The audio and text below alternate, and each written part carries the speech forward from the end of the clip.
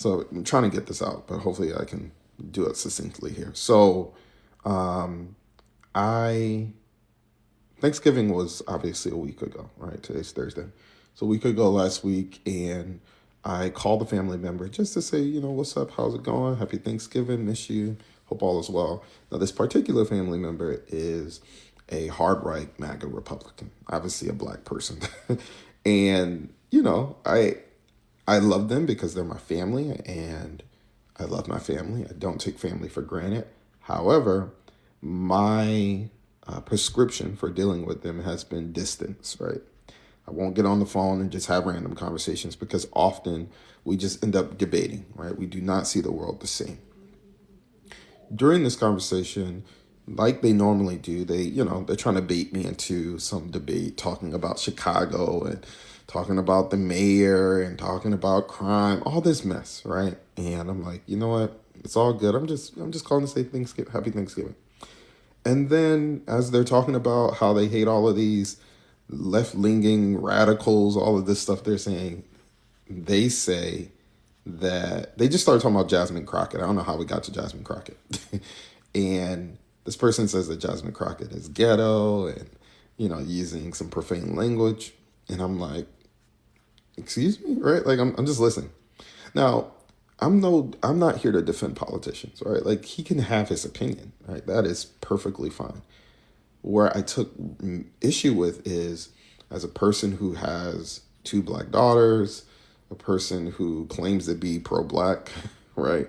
Um, I was challenging him and pushing back on how could you allow yourself to spit out those words by calling her a ghetto hoe and all this stuff. Just So let me tell you what it sounds like. All right. Shout out to him. I don't, I think if you're going to extend grace and you going to value your family members, which I value my family members also, except I'm a Republican and a conservative and my family vote liberal, which I still think that they're conservative also. They just don't want to admit it. Whole nother conversation. We don't talk about politics at all. And so the fact that he engaged means, and him saying that he was challenging the other person means that he was doing more than what he's saying to us on this video right here. As a matter of fact, he already knows what the person is going to be about, and you can nip that in the bud because life is 10% of what happens to you and 90% of how you react to it. So you can say, you know what, man, I was just calling you to say Thanksgiving or whatever and keep it moving. But no, he chose to engage, and now he's bothered. Now, the other part of this conversation is whether or not he actually disagrees because it's not true what the other person is saying. And I don't think that he needs to call her out of her name or whatever. But whether or not, because I mean, you say what you're gonna say on the phone. You're not talking publicly at a convention. But if he has his opinion and his perspective is A, and he says I'm challenging a person, and if the person is not able to substantiate the argument, it still doesn't make it any less true because I think that she's ghetto. It doesn't matter how educated she is. Doesn't matter how many degrees she has. It doesn't matter that she holds office. Zoran Mamdani is educated, never had a job, not even born here in the United States of America, and he wanted to become the mayor of New York. So the bar is low. The bar is in hell, right? There's plenty of people that have been elected to office that are absolutely idiots that are running around and destroying cities, destroying our budgets, destroying municipalities, destroying our states, all across the board because popularity versus education versus common sense versus ghetto, all of those are segmented and some of it intersects. But just because she's educated, because there's plenty of people that got a degree, that doesn't necessarily mean that you're not cosplaying, right? She's Nunu from ATL. Nunu from ATL. And she does that because she knows that it gets you guys going and it allows for her to be able to keep her power and in her seat. And black people get so butthurt and twisted when people say we not rocking with her. And just because you got two daughters, I got a daughter also, a 17-year-old daughter. And I would never allow for my daughter to be mentored and or not like she ever wanted to mentor my daughter. She got a father. She cool. She don't need no mentorship. She all right. She got her father. She got her community. She got her teacher. She got taekwondo. She's got a lot of things going for her. But my point is that just because you black and just because you got two daughters two things can be true at the same time. Let's hear the rest of this. It's like things that clearly aren't true about this woman, right? It was a challenge for me. And, he was getting frustrated with me, like, you're not listening. I'm listening. I'm hearing you. And you're trying to convince me. You're not going to convince me. Now, I can listen to you and respect your point of view. And that's the reason why it's no need in going back and forth. Yo, we could talk about the game. We could talk about the Pistons. We could talk about the Lions. We could talk about a lot of things, these hoes, but doesn't necessarily mean that you have to broach the subject of politics. And if you do, it takes one person to say, I'm chilling. You know what I'm saying? I don't really care like that, to be honest with you about this. And to keep it moving. But both of them are culpable because both of them engaged. And because you speak the way that you speak, you think that it then validates your opinion or perspective even more. But the fact that you did engage shows that you know exactly what you're getting yourself into. You're intelligent enough to be able to say that, right? But what I won't respect, because I don't think it's a point of view, is you calling this highly educated, highly successful, highly accomplished black woman ghetto, right?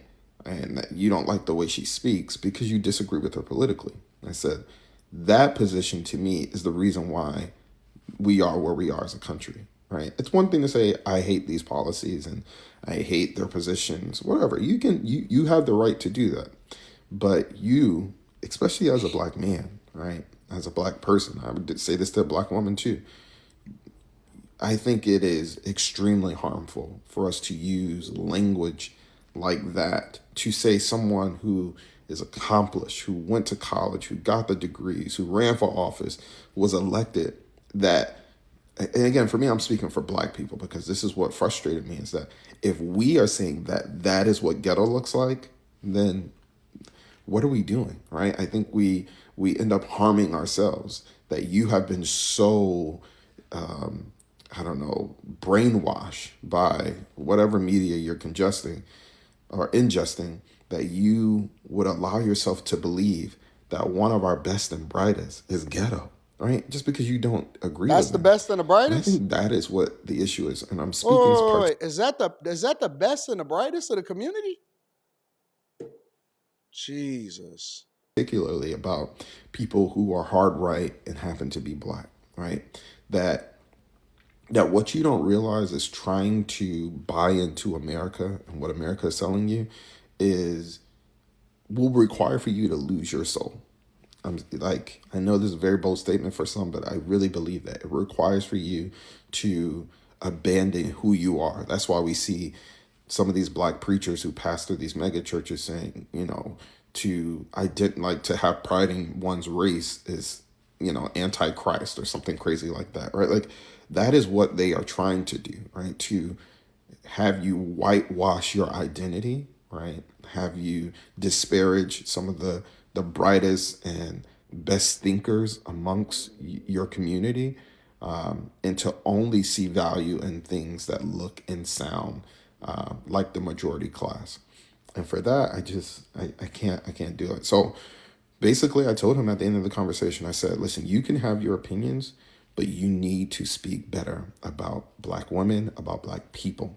I said, you aren't doing any good. You will not convince anyone is if your cornerstone argument is how an elected official is ghetto. You're not getting anywhere with that.